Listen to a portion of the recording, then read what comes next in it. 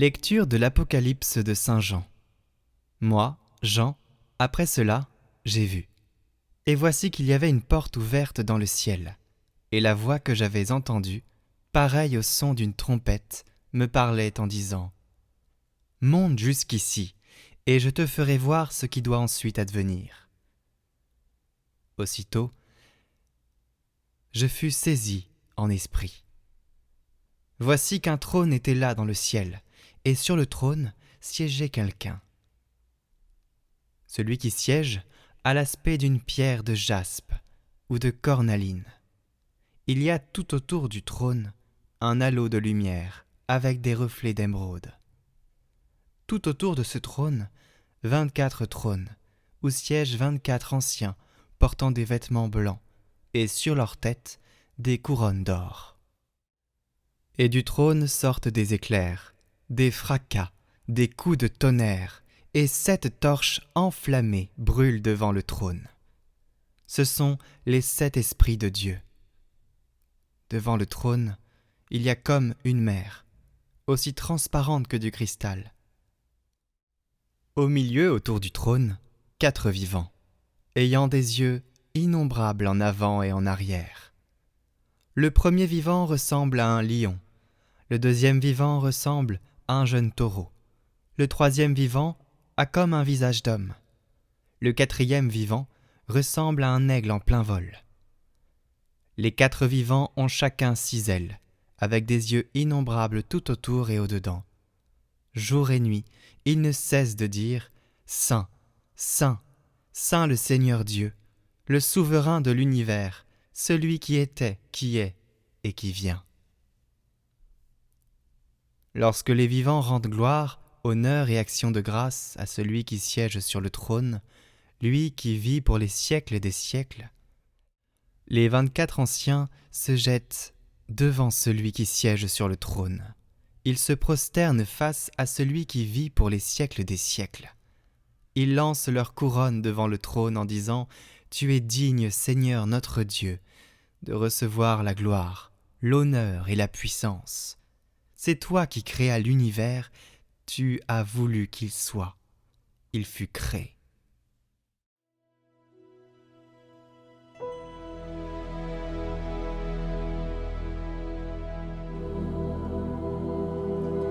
Louez Dieu dans son temple saint, louez-le au ciel de sa puissance. Louez-le pour ses actions éclatantes, louez-le selon sa grandeur. Louez-le en sonnant du corps, louez-le sur l'orgue et la cithare. Louez-le par les cordes et les flûtes, louez-le par la danse et le tambour.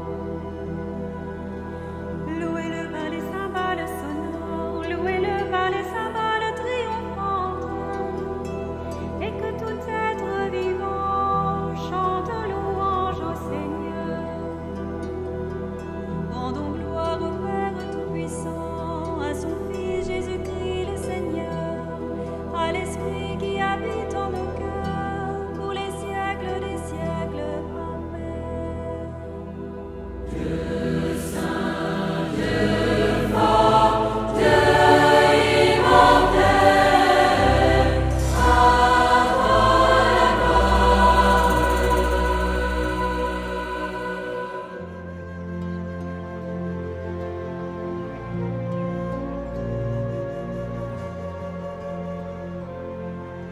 Évangile de Jésus-Christ selon saint Luc. En ce temps-là, comme on l'écoutait, Jésus ajouta une parabole. Il était près de Jérusalem et ses auditeurs pensaient que le royaume de Dieu allait se manifester à l'instant même. Voici donc ce qu'il dit. Un homme de la noblesse partit dans un pays lointain pour se faire donner la royauté et revenir ensuite.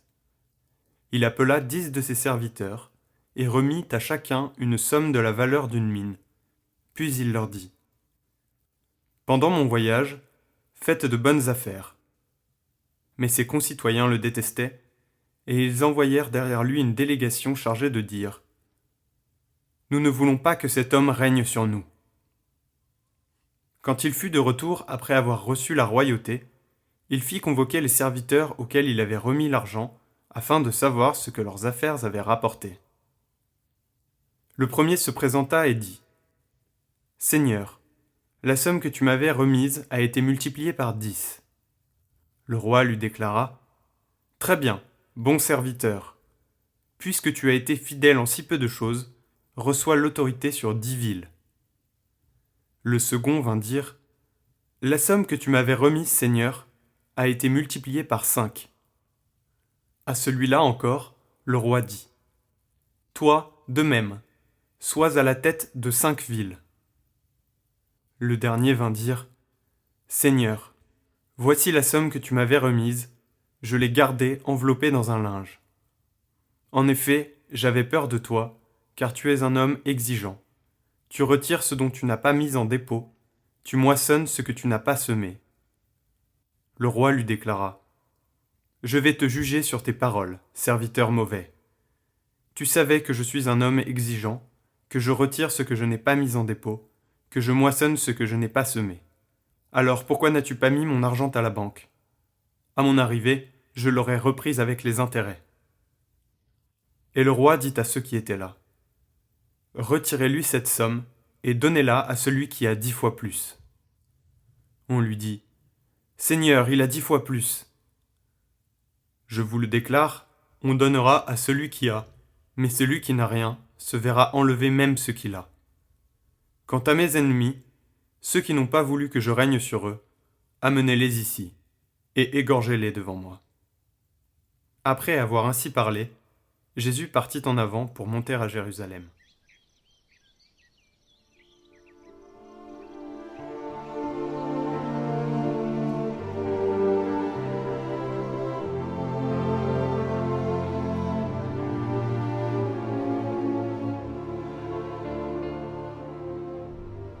Cette parabole nous fait comprendre qu'il est important d'avoir une idée vraie de Dieu.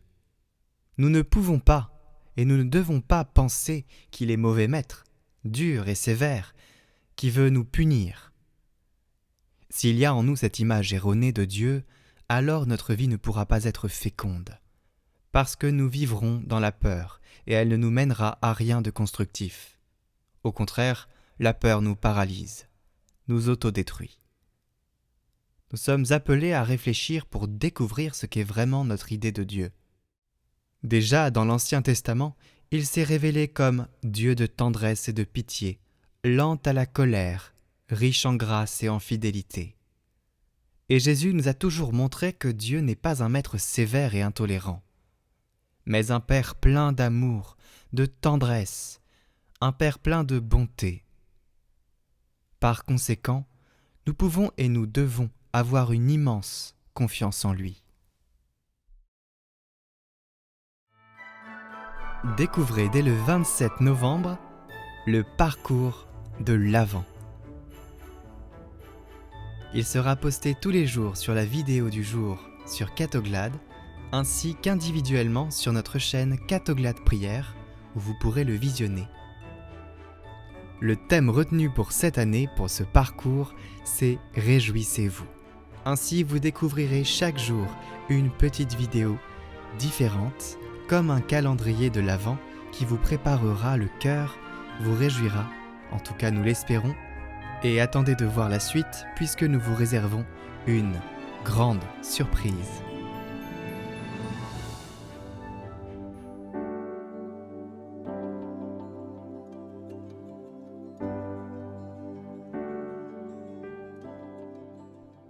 Au nom du Père, du Fils et du Saint-Esprit. Amen. Seigneur Tout-Puissant, je vous loue et vous remercie de tout mon cœur de ce que vous avez voulu achever ma vie dans une affliction si sensible. J'espère qu'elle me servira de purgatoire et qu'elle me nettoiera des taches que j'ai contractées par mes péchés.